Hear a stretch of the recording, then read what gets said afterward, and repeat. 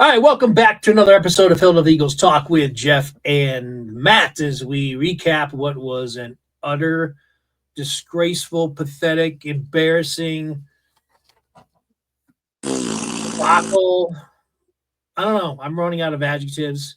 All I can tell you is that I just was shaking my head more in an Eagles game than I have, and probably, I don't know. I can't remember the last time I was that frustrated by watching an Eagles game. And, obviously, just on the top of the show here, I'm just giving you my initial thoughts and I'll turn it over to Matt. But the thing that pisses me off more than anything else, I don't mind so much that they lost to the Giants. Never saw it coming. Didn't expect it at all. You saw what my prediction was last week. But it's the way they lost. It wasn't like late comeback, close game. Even if it wasn't necessarily a close game, but the effort was there. My issue was they got completely out-manned, out-physical, out-efforted, out-coached. I can't think of many more outs, but it's almost like they forgot that there was a game on Thursday night. I want to give the Giants credit. I don't want to just say that, the Eagles went in there and lost it. Obviously, I think the Eagles are the better team. I clearly still think they are. But, you can't just show up at a game and expect to win just because they're the Giants and you're the Eagles. This is the NFL. And, the Giants have a little bit of energy in their franchise. They drafted a young quarterback. They got Scadaboo, who's been an exciting player for them. They got a good defensive pass rush, which we knew. They have their coaches walking on thin ice, basically. They have to get something out of this season to salvage their jobs. Somehow the Eagles thought that they could just show up Thursday and win the game just because we're the Eagles. It's the only thing I can really try to rational what happened or what I saw. Because otherwise, they got dominated by the 1-4 Giants. Dominated. And we'll get into it. I'll get into it in more detail, but those are my general thoughts. And Matt, I'll turn it over to you for your initial thoughts and reaction from whatever that was last night. Well, if I see Tank Bigsby drop another kickoff ball, I'm just going to puke. So I don't know what value he brings at all to this team. Thought it was a good signing at first, but the guy can't handle these new kickoffs. Like, he doesn't deserve to be on the team. It was a trade. They traded 2 late-round picks for him. It wasn't a signing. Trade, right? So he's practically useless. Like, he's like can't catch the ball. He's almost like having what's his face back on the team. Who's that? The horrible draft pick that we finally cut a couple years back. Oh, Reno Mahe? No, Reno at least caught the friggin' ball. Oh, I know you're talking about. The running back that they drafted in like the 2nd or 3rd round, that little small short guy? No, the guy that was the worst freaking player drafted instead of Jefferson. The receiver. Yeah, you talking about Pumphrey? No. Oh, Rager. Jalen Rager. Yes, thank you. Yeah, he's about as useless as that guy. Like, I don't remember Rager bobbling the ball so much. He just would run out of bounds. I would put Sidney Brown back there to return punts. Yeah, I know. I don't understand. How many times did it happen? It's not like it's just once or he's done it a couple of games in a row. He does it every single time. It was a false kick. I'm not even sure he's fielded a ball cleanly at all. So that's ridiculous. Tired of seeing it. If you can't play, you sit on the bench. And I think the Eagles staff just needs to start executing players. You can't play, sit on the bench. We don't have. We have Britton Covey on our practice squad. Yeah, I would call up Covey next week. Yeah, I would too. I don't want to see it again. And apparently, like, if Quinyon Mitchell's not on the field, then every receiver that you've never heard of is going to catch as many balls as they want. Nobody. I don't even understand it. I'm like, if that's going to be the case, just put 3 more linebackers on the field and at least stop the run. And just say, look, we're not going to play the pass, and we're going to let you know that ahead of time. But we'll say Malls for a whole game. It's ridiculous. Nobody could cover anybody on that. It's unacceptable. It's just That was unacceptable. the first game really well, maybe the second game because they didn't play well for a half in the Rams game. And this game, the defense didn't play well almost the entire game. Right. I mean, obviously, Jalen Carter not being on the field, we saw him miss a half or so before he missed this game. The Eagles just can't play defense without him. So if there ain't no Jalen Carter, I will predict against the Eagles every single game. And I will probably say 30 points or more will be scored against this defense. He is that important. He really is. And we're talking Carter, who's playing injured this year, too. He's not even the same Jalen Carter that he was last year. He's playing hurt. He's got an injury issue. This is before his heel injury that crept up this week. He's playing with a bum shoulder. And that's impacting his play because he's not been as good. And, of course, he's getting double teamed and everything. But it doesn't matter because he still generates a lot of focus from the offensive line and gets double teamed and opens things up. And, they definitely miss him a lot when he's not in there. Go ahead. Yeah. And then the offense is just frustrating. Now, we've been here before. I mean, 6 weeks into last season, it was the same deal. Like, what the hell? How are we not able to just put this game together, right? But last year, we could always run the ball. And the problem was you're not committing to the run until week 7, and then they committed to the run, played good defense, won the Super Bowl. It seems like they can't run the ball well, and they can't play good defense, so they can't commit to that type of game plan and have a chance of winning. They are desperate to try to out-scheme, and it seems like the schemers on the coaching staff were completely handled. Vic Fangio had no answers at any time for anything that the Giants offense was doing with his players that were on the field. So I don't know what the deal is with that, but that wasn't supposed to be the problem. Like, I think he was probably shocked because I don't even know if it really was much scheme. They just got mauled. Outputs. There was Scatterboo, I told you about this guy in college because I was very impressed by him because that's what he did in college. He just would run people over. And he plays hard, and he runs everything till he can't possibly move on any type of carry. And when he went to the Giants, I'm like, man, that sucks because I didn't want to see him in our division. But not even just outside of even Scatterboo, because you almost expect him to play that physical. It doesn't even matter if it was Dart was out there. The quarterback was running over our guys. Yeah. Dart completely smoked Zach Bond on the touchdown. And Bond doesn't get smoked. He got completely fooled on one simple cut by Dart. And it was like, that they looked slow, tired, mentally exhausted. Yeah. Not ready to play is what everybody on the Eagles looked like to me. Yeah. There was nobody excuse because you know what? The Giants just played on Sunday as well. So they only had 4 days in between games. Yep. So there's no excuse for that at all. No. And it just seems like, play calling, I don't know, Petulu. There was a couple third downs where I'm like, okay, I don't know if it's I do believe it's kind of execution. I'm like, Jalen, how many times execution too? Yeah, how many times are you getting being a fall guy here? Yeah, you're staring at Barkley flat instead of throwing him the ball. When if you just threw it immediately, Barkley would have some time to put a juke on that defender, but instead you're watching. Then you stare at him a few seconds before you throw it, and the defender just creeps right up, and then bam, Barkley can't go anywhere. So I'm like, and then the interception, like you had horrible. Brown was wide open on, right? A.J. Brown was wide open right off the freaking bat. He had his guy beat. Easy touchdown throw. And it's almost like Hurts is doing staring down. He's like, all right, my first read is Dotson on the sideline. Not going to pay any attention to a wide open Brown if I was just to turn my head. I mean, that's inexcusable. That is a veteran quarterback now. That's inexcusable. Yeah, he's not reading the field. He's just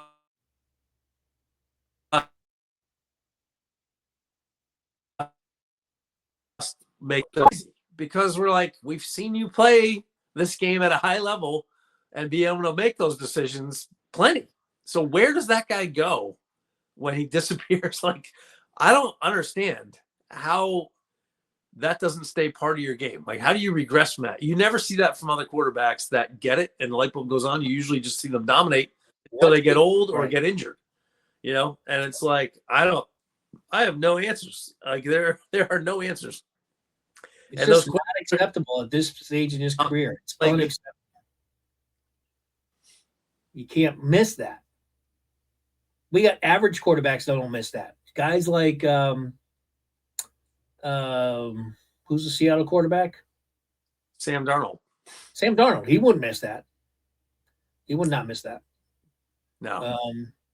So I don't know. Jalen just sometimes he just falls back in these bad habits where he zeroes in on a guy and he won't look anywhere else. No, and he said as much too. I mean, in the press conference and then even today, he's just kind of like, yeah, I have to play better. And then we've heard that from Hurts before, and he always has turned it around. So I'm like, okay, I get it.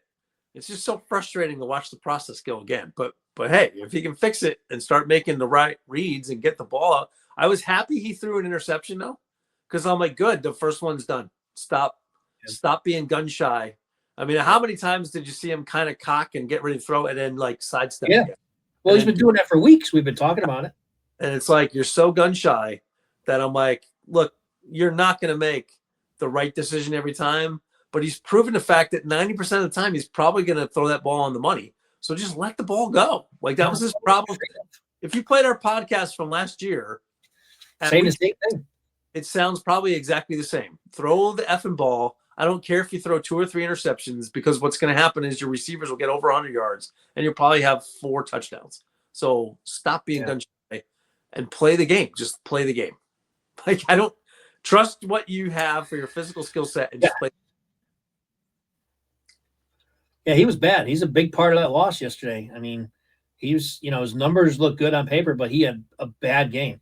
The interception was horrible. Not only missing Brown wide open, but the throw was bad. And then, of course, you had, when the game was still in play before they're getting blown out, he misses a wide open Smitty and overthrows him by like 15 yards. And there was no one anywhere near Smitty. No quarterback misses those throws. I don't know what the hell happened to him there. That one was weird because he put a lot of air under that ball, and and it still overthrew him. So I was kind of like, I don't like, Hurts has the arm strength to make deep ball passes, and that one was thrown on time. But it was like, man, and of course Hurts is probably like, man, that's what he knows, that he has to hit that one. But I don't know why it was off. I don't know why. I don't know why that. I thought because of the air he put under it that Smith would catch up to it, but it was like, wow, he's like 10 feet over. Oh, it was just, no chance. That was the game right there. I mean, certainly that would have made a huge difference. Would have got the Eagles back and win 3. Would have been a huge play, momentum turning play. Because Smitty, if he caught that, he was gone. They weren't catching him. He was so wide open. Yeah. So that was a 60-something yard touchdown pass. So that was key. I mean, he just played bad, and he took some bad sacks again. His pocket presence wasn't all that great. He's still doing one good thing, and he's not doing a lot of rollout Houdini type stuff. So he seems to have corrected that. Even when he's not playing bad, he's not doing a lot of that. But now even his pocket awareness, he gets jittery. Like, there's a little bit of happy feet I saw last night in the pocket. I've seen enough from Keely Ringo to say that guy shouldn't be on. I'm done with Kilo. I'm done with Ringo. He is. I was kind of on the fence with him anyway. He's never really shown me much of anything. But I'm like, well, he never really got a chance either. But he's bad. He's just bad. Can't cover. Can't tackle. There's that one play early in the game where he gets beat. The guy goes down catching the ball, and he doesn't even touch him or try to tackle him. Stands there. He's out there and is totally clueless and has no skills to play cornerback. Oh.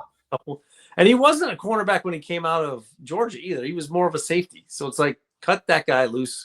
Let him go. Give anybody a chance, and they'll do better. Yeah. They like him because of his intangibles. He's 6'2", which is all for a corner, and he's got great speed. He can't cover anybody. I don't care what his intangibles are. The guy is awful. He's not a smart defender. He can't tackle, and he can't cover people. So those are really 3 big strikes. I mean, you might as well. Real quick, Matt, while we're on that subject, remember the preseason or off-season last year after the Eagles won a Super Bowl, and we had like an off-season show where we ranked our top free agents that we wanted signed. Who was at the very top of? I think he was at the top of my list, and I think he was second on your list, if I remember right. Who was it? Isaiah Rodgers. Bingo. Guess who is? I think he's either 1 or 2. He's ranked right now. Yeah. He's ranked either number 1 or number 2. I can't remember. Whatever it is, doesn't matter. He's ranked top of the league for the Vikings. Yep. The Eagles could have signed him at a very cheap, I won't call it cheap, but a decent contract. He wouldn't cost a ton of money, and they wouldn't be having this problem with the CB2 position. No. Huge mistake, and we called it. He was ranked right at the top of both of our lists. We knew it. We knew that was the guy to sign. Howie decided. So Howie's got to take some blame for that because they're paying big time for not re-signing and letting him go. Yeah, there's a huge weakness. Huge. And Quinyon, Howie's got to take blame on that. If we're going to praise him.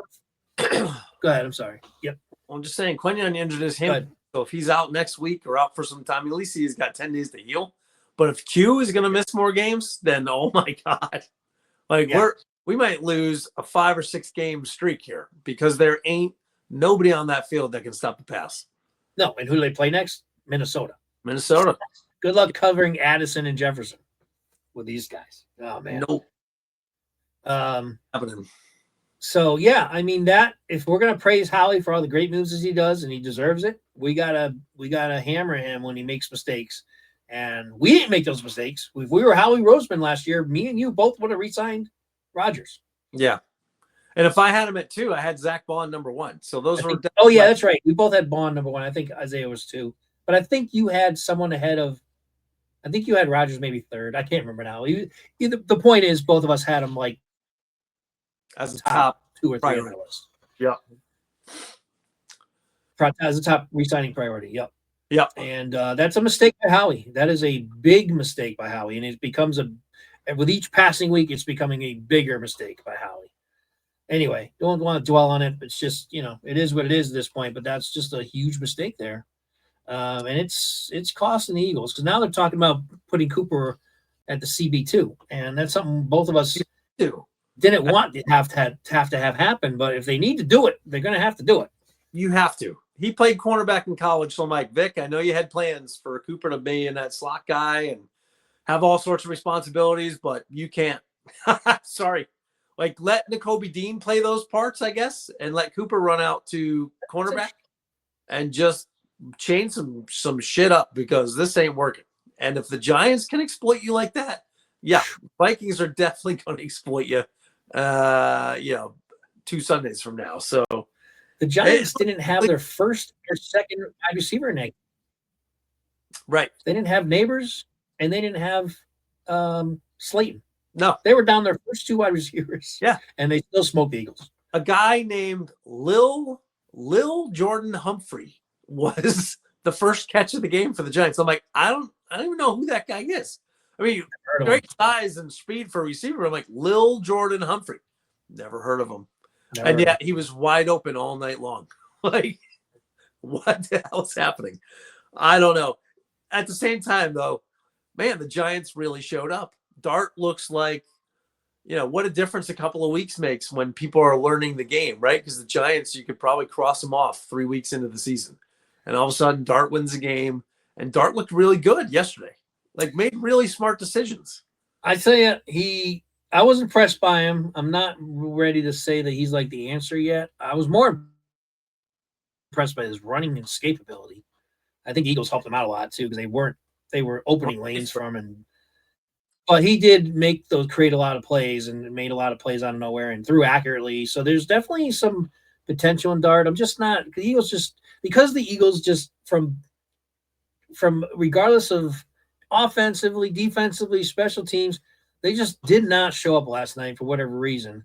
Heads weren't in the game. Physically, they weren't in the game. It made Dart, I think, look a little better than maybe he is because the Eagles just didn't show up at all. But at the same time, I got to give him credit. He played well. I just want to see, I'd love whoever the Giants play next week. I think they play Denver. Let's see how he does against Denver. He's not going to be a team that's going to take the day off like the Eagles are. But either way, if you're a Giants fan, there's such a dichotomy between Eagle fans and Giants fans at the end of that game. Every Eagle fan, like of ourselves, absolutely just pissed off, frustrated, like what kind of like what the hell was that? And then you have the Giants, who have been such a losing franchise for so long, having the exact polar opposite, extreme opposite reaction. And they were rejuvenated, energized. It was like their Super Bowl this year, beating the Eagles. And you know what? Congratulations. Hats off to them, man. They went out there and beat the crap out of us. Yeah. They did. Start to finish. They did. Pummeled. I never saw it coming. Not at all. This was when I go through my predictions, when we go through our predictions, we kind of like sort through various scenarios. There's no way. I thought maybe the Giants, because I've talked about early in the season, I said, Giants can be one of those teams where they may have a bad record this year, but they're going to be in every game. That's kind of so I kind of was like a little bit high on the Giants this year heading into the season. But after them losing to the Saints last week and the Eagles losing, like if the Eagles had actually won versus Denver and was coming in this game, I might have seen it as almost like a trap game, even though it's a divisional game. This might have been one of those games where I could almost not give them an excuse for not showing up. But coming off a loss already, and then you go into this game, a divisional game, and lay an egg like that, never saw that coming. Never saw that coming. And it's troubling. It's not only as we didn't see it coming, now there's a lot of concerns. Yep. A lot of concerns with this team right now. If the Eagles just show play good football, all those concerns go away. But it's like, what is happening with that game? And I did see some early pressure from Robinson. That was the only thing that was exciting to see, was him getting some playing time on the field, the Nebraska rookie. And he got some pressure early, but Dart was just like, nah, see ya. You're coming, I'm gone. Bye. And he's a defensive tackle too, so that's not his game in chasing quarterbacks. No. So, but he did, I think, I think he deflected a pass too. I mean, he wasn't in there long, but I think he played, pretty good. We're glad to see him because we haven't seen much of him this year. I'm just going to throw some stats out there. So the Eagles were for third downs. They were 1 for 9 on third downs. You want to know what the Giants were in that game on third downs? You want to take a guess? Probably like 9 to 10 or something. 11 of 16. 11 of 16. Yeah. The Eagles were 1 for 9 on third down. The Giants were 11 for 16. Eagles suck on third down. They can't stand. They cannot stand. It's just god awful. By the way, doesn't it look like all the paths to Smith? Like most of the throws to Smith were like, there's the offense. Most of the throws to Brown were like, God, that looked very difficult to complete that pass. Like, where? So I'm like, I don't know if Hurts is processing the reads too slowly or something, but I'm like, I think that's probably it. Like on the passes where they look like, here the offense is cooking, I think he's just lucky that the receiver he was staring down the whole time actually broke free and was open, because all the other times looked like everyone was reading exactly where he was going to throw the ball. And AJ's big enough to body off half the catches that go his way, but it looked like every catch AJ had, there was no room to run. There's no like leading the receiver. Like AJ had to fight hard just to catch the ball and get tackled. Almost on every. Yeah, that's a good point. Has AJ caught like a pass this year yet when he's been able to get some yak yards? No. I mean, just genuine yak yards without having to throw a guy off him immediately and then get yak yards. He's not throwing his receivers open. Nope. I mean, he's just not. This is a problem that he's had in the past too. Yep.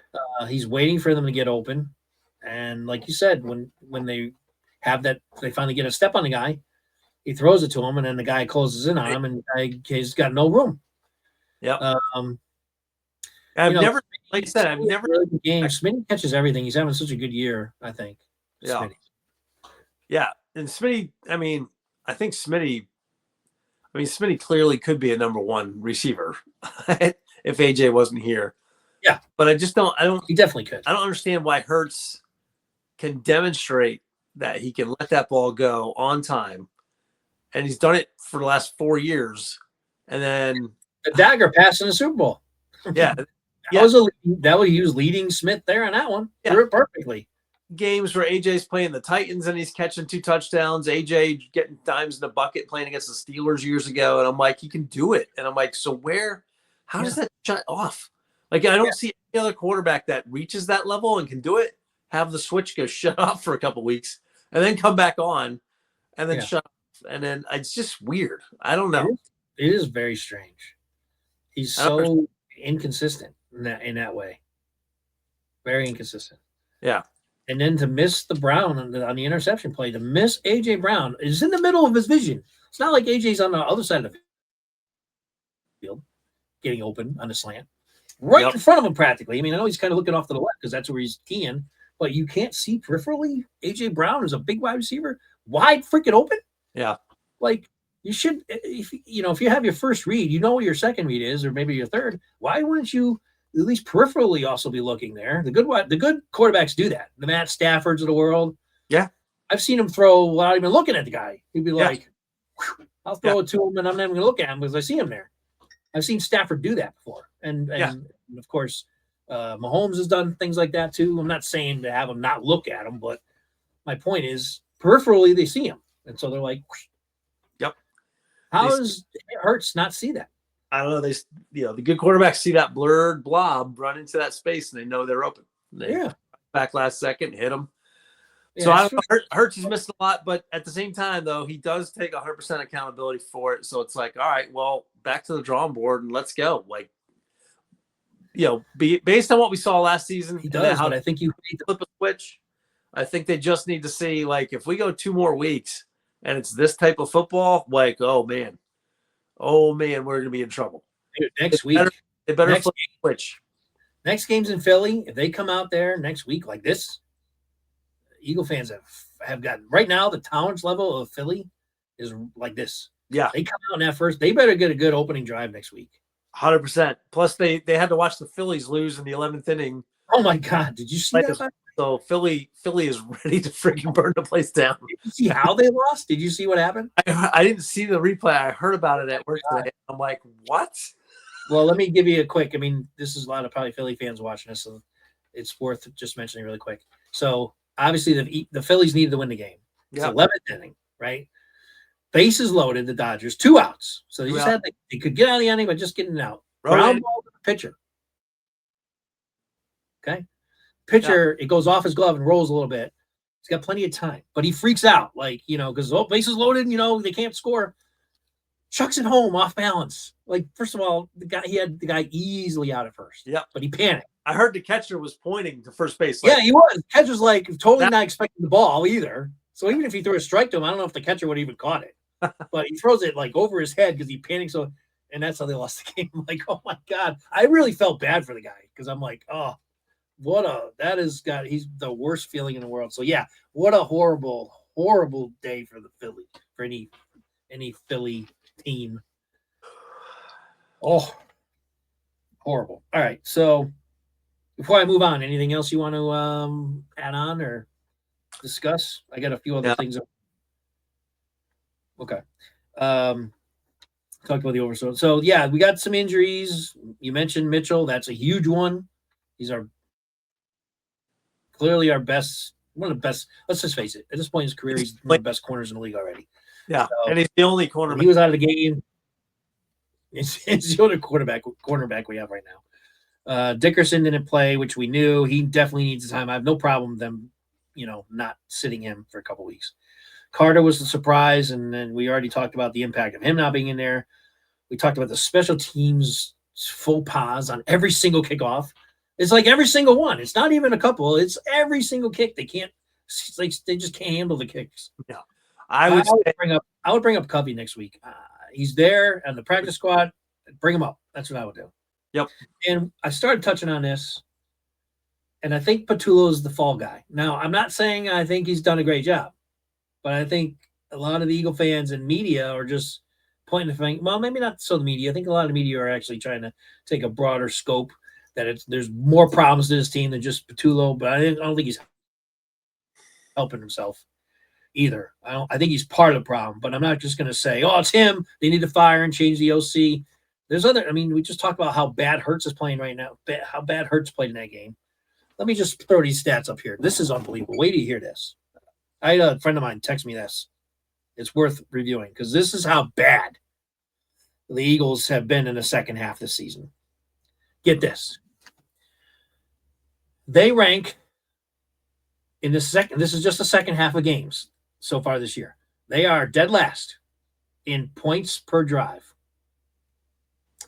They are dead last in scores per drive in the second half. They are, which is 24%. Okay, so out of all the drives they've had in the second half, second half of games, they've only scored in 24% of them. Dead last in the league. Dead last in drives to reach the red zone. Dead last. We're talking the worst teams in the league. The Eagles are dead last. 31st, and I don't know what punt rate is.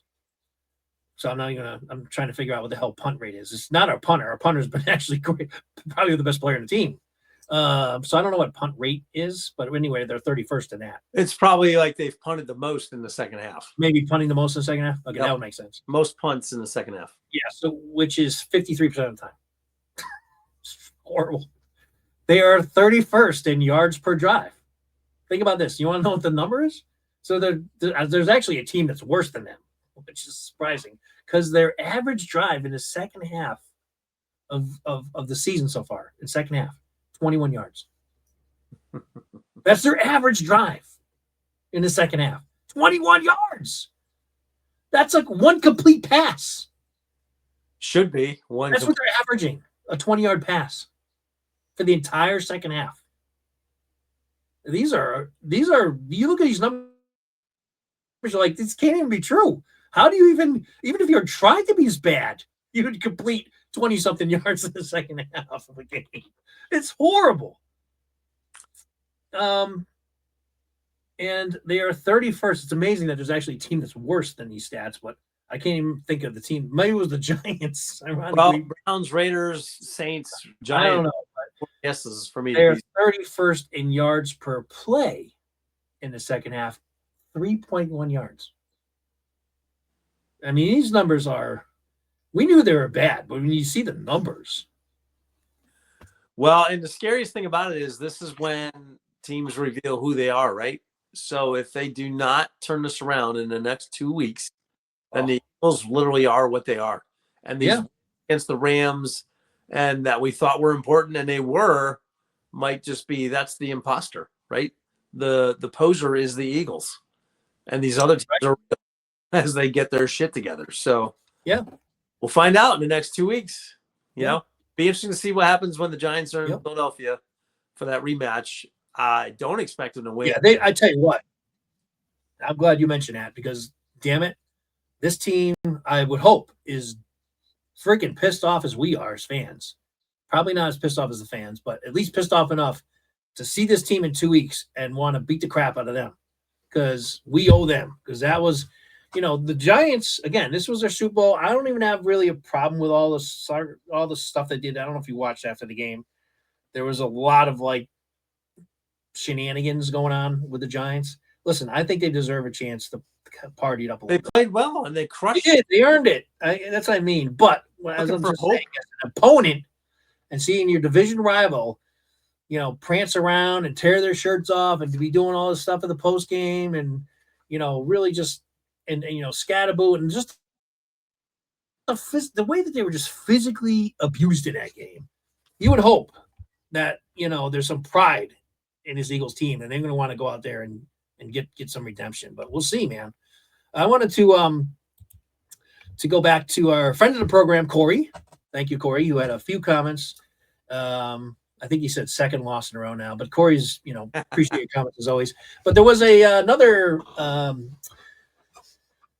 person who chimed in, and I want to just read his quote.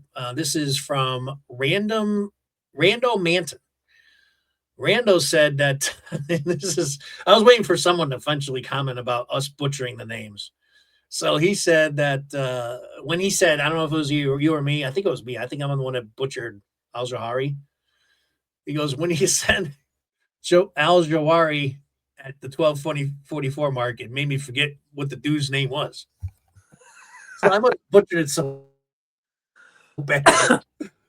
So anyway, thanks for the comment. I'll try to do better. That's a tough name. And please, I mean, to my own defense, that's not the easiest name to pronounce, but I get it. And I'm glad you got a laugh out of it, hopefully, because, Yeah. And please keep commenting phonetic spellings if you want to in that comment chain, and we will be able to pronounce those names properly maybe in our future. Thanks for being co-producer, co-opted on the outside. Please help us out because there's some names that just we're getting old, so we forget some names sometimes. We're in a brain fart mode, but I think I even was saying Okonkwo for his name, and it's like Okoronkwo. So there's one more syllable. Those are tough names. Let's give us a little bit of a break. But yeah, we should know they are Eagles. They just kind of sneak up on you, and you're like, God damn, what the hell's the guy's freaking name? And I butchered the heck out of it. So anyway, hopefully you get a good laugh out of it. I laugh at myself when I butcher their names because I'm like, what the hell? I can't even pronounce the guy's name myself. So anyway, thanks for contributing. Now, congratulations to Matt, who nailed the final score. He just had teams flip-flopped wrong. Didn't expect it. Nope. But he nailed the final score. Dead on, and I was close. I had 34-13. So we were both pretty much nailed the final score. We just idea. It crossed my mind that the Giants would have the 34 points for the Giants. That's the thing. Like when I was analyzing the game, I'm like, yeah, it might be a close game, but there's no way I would ever foresee the Giants putting up 30 points on the Eagles defense. No, and winning by 2. Way. No, I never thought that. No, nope. So Eagles need to get healthy. They need to find a solution at cornerback. They need to start moving guys around in that backfield because there's no way it can get worse. There's no way it can get worse. Keely Ringo needs to not see the field. Same with Tank. They better be done with him. Those two guys need to not see the field. And I don't care who you find, but just let him play. Because Jackson hasn't been much better at all. Jackson has been much better. Well, here's the thing. In one more week, or one more game, I should say, he's going to miss one more game. What's his name will be back? The guy they picked up from the Raiders. I think they should probably, before they put DeJean back there, give this guy a chance to start. Probably. Speaking of names of forgetting, what the hell's the guy's name? Starts with B. Jakari Bennett. Bennett. Yeah, thank you. So he's got to miss one more game, and then he's back. So he'll be back for that second Giants game. And hopefully Mitchell's hamstring injury is not too bad, and he'll be back, as well. So that'd be interesting. Like you said, let's see. Hamstrings can be tricky. That could be a 1-week injury. It could be a freaking 6-week injury. So we can't have it be the 6-week variety. Yeah, no, that'd be good. So let's talk about real quick, and then we'll wrap it up. Against Minnesota, I don't know who's going to start. Ironically, it might be Carson Wentz. That's all we need. You want to talk about a game that would absolutely snowball the season into oblivion is if Carson Wentz, after these 2 losses in a row, comes into Philly and beats the Eagles. It could happen. We might break the record for the loudest boos in the stadium in the history of sports. Not even kidding. No, it could happen. It might not be Carson Wentz. I think it'd be a break for the Eagles if it ends up being McCarthy because he's a rookie and he hasn't. I say rookie, but look what this rookie just did. It was dart. But, Wentz is at least a veteran and can, make these Houdini passes with 2 great wide receivers. McCarthy is not, he's not a seasoned player yet. He's still a rookie. He hasn't been all that No. Look, all Wentz has to do to get back to all-pro level is not play hero ball. Like, he's capable of making crisp, pinpoint passes anywhere on the field. And as long as he just is not wanting to be the hero, then he'll he's got a worse problem than even Hurts does. Hurts holds on the ball too long, but at least he will eventually get it out without, making a stupid pass or fumble or whatever. Wentz has still never learned that lesson. He still will hold on the ball to the last possible second and try to dodge guys and try to miss, he'll just hold on the ball forever. So that's his problem. But yeah, I tell you though, that game, if they lose that game, the proverbial shit is going to hit the fan big time. They'd be 4-3 and in trouble. 4-3, getting your ass kicked by the Giants and losing to your former quarterback. at home, and it would be the second straight home loss too. Man, let's hope that doesn't happen. All right. I don't have a lot more to really talk about. No. You have one good player on the Eagles, and yeah. Just we'll go quickly. Just player grades. I mean, did anyone get an A? Maybe Smitty. Smitty and Brown did all they could, I thought, with just a shitty, non-functional offense. Well. Yep. That's about it. And both of them would have had one more touchdown than they had in the game, because he should have hit Brown for a touchdown, an easy one, and he certainly should have hit Smitty with that wide open pass they overthrew him on. At least he saw him, I guess. That was progress on that play. At least he saw him. Yay. And that's it. Was there any B players? I mean, I can't even give Zach Bond. I mean, Bond got deep, like you said, against Dart, and then he got absolutely mauled by Scadaboo. Yep. I mean, Scadaboo threw him about 8 feet backwards. Yep. I mean, the Eagles were just so manhandled. I can't remember an Eagles team that was ever that out physical. Even the bad Eagles teams. Yeah. I don't remember them ever getting pushed around and beaten to a pulp like that. Yep. I just can't. Offensive line wasn't all that good. I mean, they were okay. They gave Hurts enough time for sure. I mean, considering the injuries they had, I guess they played okay. They definitely gave Hurts enough time. I don't think there's even any of the B. Maybe Goddard. Goddard had another good game, so I would give Goddard a B. Hurts, I would give a D at best. So frustrating. Yeah. Barkley's another enigma this year. I mean, the first 2 carries, he goes off for like 17 yards and like 19 yards, and then so he has like 31 yards and 2 carries, and then he had like 20 yards right in the game. Another thing I can't figure out. And he definitely doesn't have the blocking he's had in the past, but no, I don't know.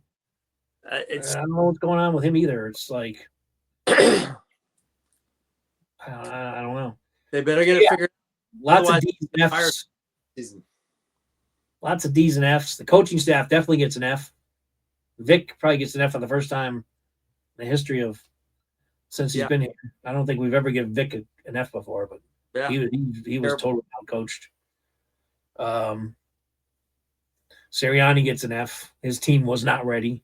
Nope. When you have a complete domination like that, you got to blame the coach for some of that. So he was bad. The only time I saw him get really pissed in the game was when we botched the freaking kickoff for the 8th time. Yeah, but he should have been. I should have seen more emotion on how bad he was. Ran over and couldn't stop the run. Yeah, not good. Not good football. Be better. Not good. All right. Any closing thoughts? And then we'll wrap this up. And Matt and I will be back next week. And we got a little time now. It's 10 days before they play again. So flush the giant turd down the toilet and just move on. That's all you can do. Flush it, move on. I think Smitty said that after the Broncos game. Flush it, move on. It's smelly. It stinks. Get rid of it. Well, instead of doing that, though, they laid a bigger turd. I know. It's time to flush the toilet. The whole bathroom. I think he needs one of the plungers and some Drano. And the Eagles have a lot of work to do between now and the Minnesota game. So they better get their act together, because I'm telling you, it's going to be an ugly-ass game in Philly if they lose to the Vikings.